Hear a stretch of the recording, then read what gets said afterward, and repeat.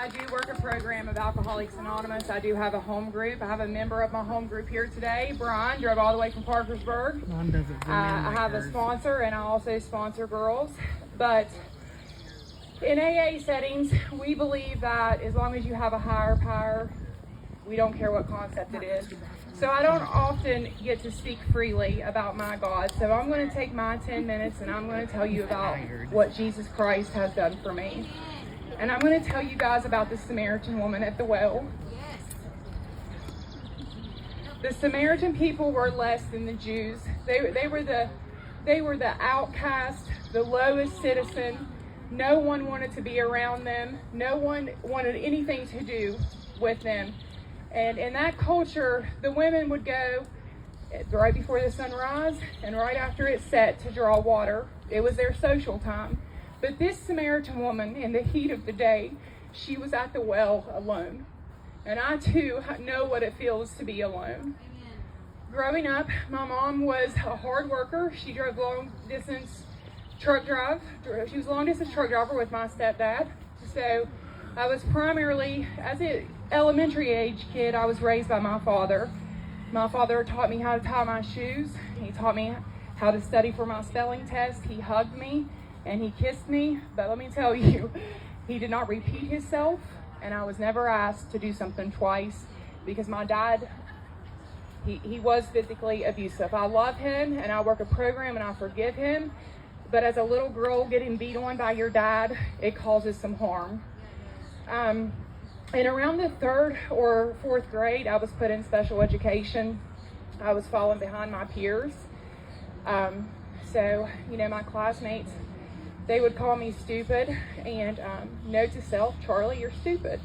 Well, again, I was raised primarily by a single father, so I had a bowl cut and crooked teeth all the way up into middle school. So I got made fun of that as well. People would make fun of what I was wearing or what I looked like. So note to self, not only are you stupid, you're ugly. I don't have a childhood best friend. I don't have that many. I can't recall anybody that I've ever been close to prior to recovery. So I too know what it's like to be alone. What drugs and alcohol did for me in the beginning is I was able to breathe, right? I wasn't no longer ugly or stupid. I could joke. I could be the center of attention until it got bad, right? And, I couldn't wait to be a mother, you guys. When I was a little girl, I would play with baby dolls, and I just could not wait to be a mother. I always played with little girl baby dolls because I wanted nothing more than to be a mother. I was 19 when I got pregnant with my first child. I went to Amity in Parkersburg, and they told my mom over there, they told her that to prepare herself because I could possibly give birth to a stillborn baby.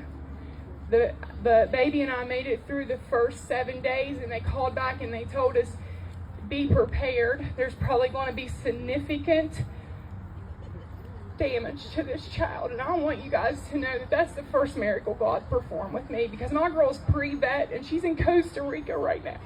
She is on her way to be a veterinarian, and she's everything I want to be. She's beautiful, she's humble, and she's kind.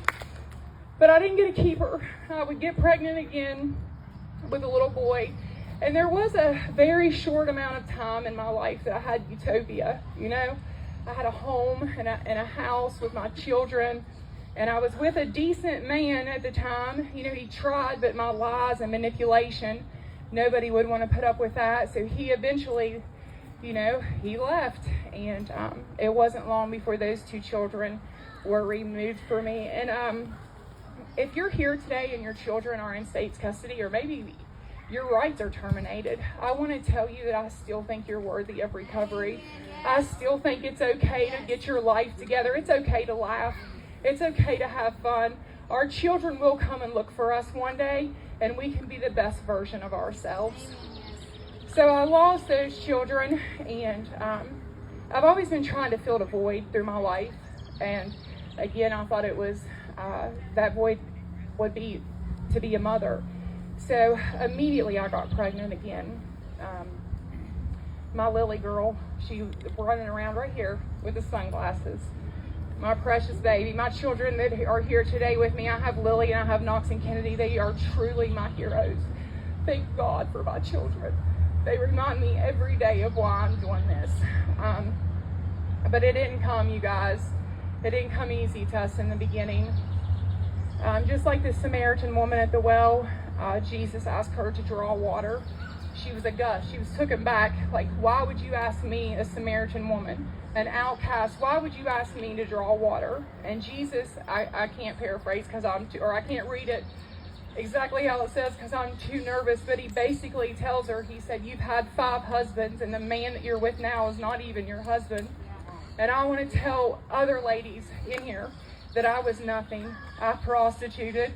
I've been homeless, hopeless, because I thought I was stupid and ugly. I didn't think I had anything to bring to the table but my body, just like the Samaritan woman. And if you're struggling with that, I want to let you know that it doesn't hold me back. I have a husband back here that supports me, that is okay with me giving my truth out, and he never calls me out of my name. He supports me. He's usually front and center. I left it in the waters, ladies. And if you're new to recovery and you've done horrible things out there to survive, I want you to know that I've done them too. You are not alone. And it's okay to say, every time I tell you what I've done, I'm a little bit freer. Every time. That's right. Okay, so I'm pregnant again with Lily. I immediately get pregnant again with twins. I'm in Southern Regional Jail. And these women, they come to the jail, the chaplains, and they pull me aside, and I read this book in jail, and the evidence of the God of Abraham, Isaac, and Jacob was overwhelming to me. I wasn't raised in a house that prayed. My dad, we didn't even celebrate holidays in my home. So, it was new to me, but I knew that I was so tired, you guys. I was tired of being used, man. I was tired of being dirty. I wanted to make my family proud. I wanted to be a mom, and I was so hungry for something that I'm going to try this. In March of 2017, a great friend of mine, his name was Matt Souter, he lost his life in my home. And Lily was removed from me and placed into state's custody. And I knew then I had to get back to Parkersburg because I had had a taste of their recovery community, and I knew that it was possible. So I got back to Parkersburg, and I had to learn some things, man. I really seek validation from men because I didn't know any better. And until I was able to turn all of that over to God, because the more I depend on God, the more independent I am. I struggled in the beginning. It took me about 18 months to get sober. And I want to tell you guys, okay, let me think here. How does it go? Okay, so Jesus asked the woman about the water. He tells her about her 5 husbands. And I want you guys to really focus on this. We can assume that she was a prostitute, right? She had 5 husbands. She was laying with a man that wasn't her husband. They would be stoned to death back then. But Jesus picked her to be the first to call him the Messiah.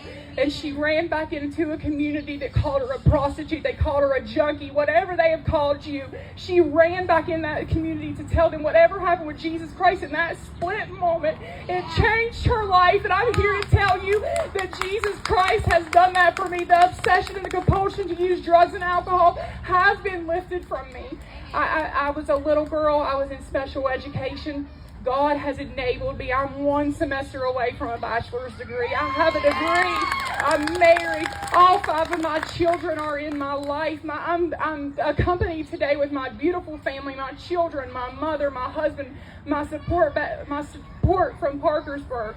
Jesus has healed every aspect of my life, even in my deepest, darkest heart.